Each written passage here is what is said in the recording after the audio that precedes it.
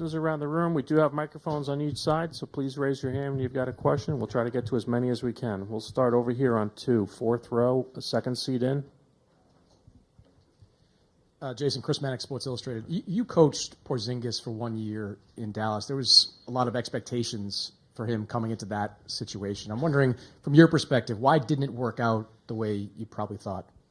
No, Chris, when you talk about did it work, did it not work, I only had him for a short period of time, and I thought, it was going well in the sense of our defense, his ability to block shots, rebound, and then offensively we looked to post them up a little bit more than Rick had used them in the post. It was strictly just, on the perimeter shooting threes.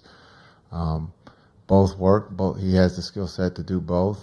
And as you know, in the business of basketball, there's trades that take place. And so, and we're judged if it works or doesn't work. That's just part of the business. But for the short period I had him, I really enjoyed KP. He was great, great on the floor, great off the floor, did everything we asked. When you talk about, maybe the health, he got hurt. And so as much as a coach or a teammate, you want them all to be out there 100% at all times. But I thought KP did great for us. But the business of basketball, there was a pivot. And so from there, things changed. Same row in the aisle. Bobby Manning, CLNS Media. Also on Kristaps, how have you kind of seen his game evolve in the years since you coached him and he left Dallas, and what kind of challenges are going up against him, especially when you're not certain like how they might use him in the minutes when he's coming in the series with the injury here? Has it been that long he's been gone from Dallas? A couple years. Yeah. Okay. I think, again, his game, when you talk about a big who can put the ball on the floor, who can score, I believe can play in the post. And in today's game, there's a lot of threes. There's not a lot of post up. But when you look at the defensive end too, a lot of times, he doesn't get recognized for his defense of being able to change shots or a shot blocker. And I think, here in Boston, he's done an incredible job of doing both. There's no, he plays his role, and I think that's one of the things that's underrated about KP.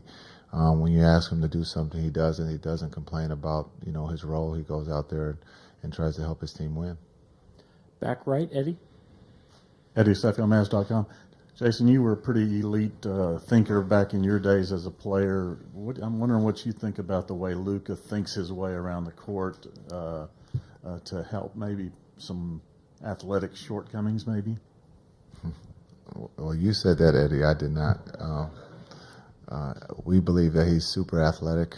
And so, but when you talk about basketball IQ, everybody has different levels.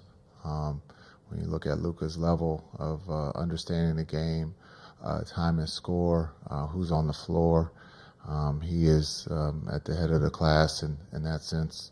When you look at, the stage, he's not afraid of the stage, of the moment, successful or not. He loves that moment. And so it's really cool when you get to spend a lot of time with someone to see how they do move around the floor. He has shown that he can play defense at a high level. He's also shown, that he'll take a little time off when needed defensively. But when it comes down to it, he's about winning, and that's why we're here.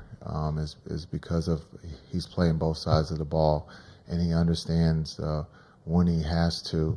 But his offensive skill set is pretty special. When you talk about being able to play inside and out, play the mid-range game, shoot the deep three. So I think he's one of the smartest players in this league, and that's why, again, we're playing in the finals, because of his IQ and his willingness to step up on that stage and not be afraid to fail.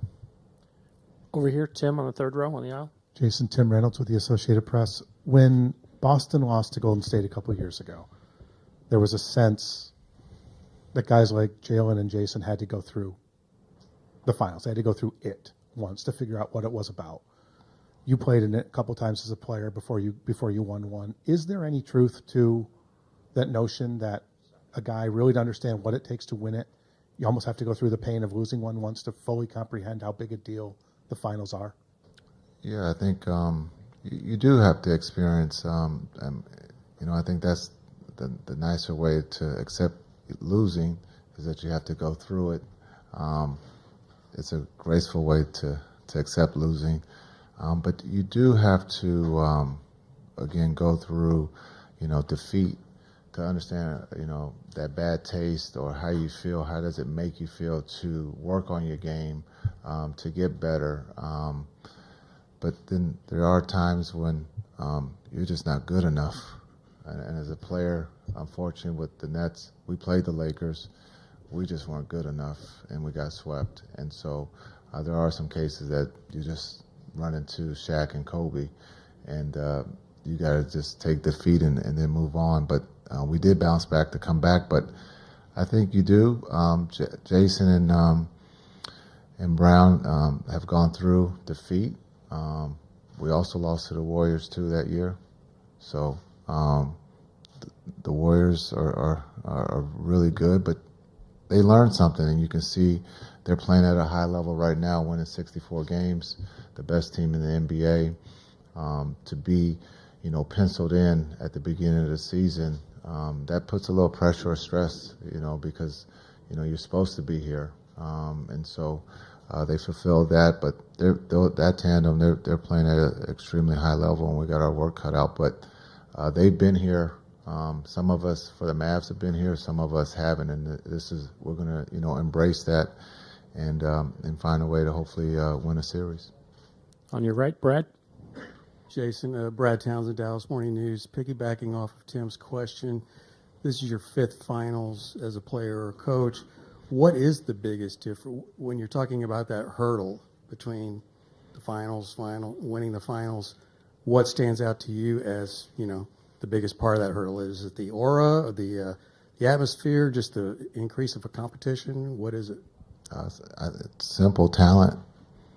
Sometimes you don't have enough talent. As I brought up the Lakers and Nets, we were happy to be there, but we just didn't have enough talent to beat Kobe and Shaq. It could be that simple.